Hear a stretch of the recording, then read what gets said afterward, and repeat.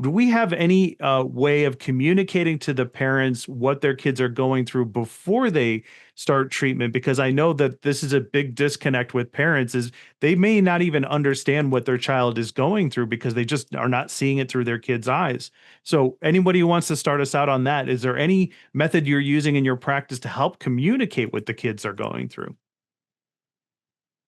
So for a kid who's requiring about -6 of myopia correction, if we just put +6 in the trial film and put it on the parent's face, I think that is more than enough for the parent to be convinced that the kid needs Ortho-K.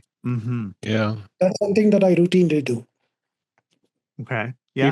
If you have a patient whose parents have gone through LASIK, it's, you talk about the LASIK experience, which is very similar to Ortho-K. They'll get it right away that's going to do a similar effect. It's it's really amazing how the relationship between LASIK and Ortho-K. We as the Ortho-K orthokeratologists and LASIK surgeons have a lot in common. We're doing pretty much the same thing to the cornea. As far as ours is a temporary change, non-surgical, but it's a similar effect. But you put the you could show the parent that and what the difference is. But I found the best way is just if you've got a trial lens set in your practice and you put that lens on the eye, and you get through the initial tearing, which usually isn't too bad.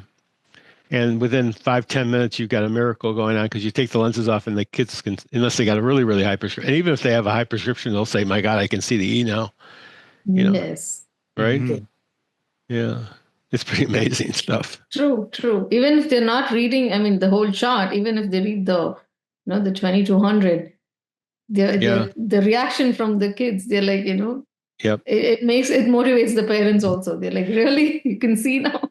It empowers them because they're coming from a standpoint of being a victim, and now you've empowered them to do something about it. Their eyes have been getting worse. No one's really had a solution for this, and now all of a sudden you're changing this, and taking it from that victim status to being one who's empowered, who can now do something, has control, and that's an amazing difference.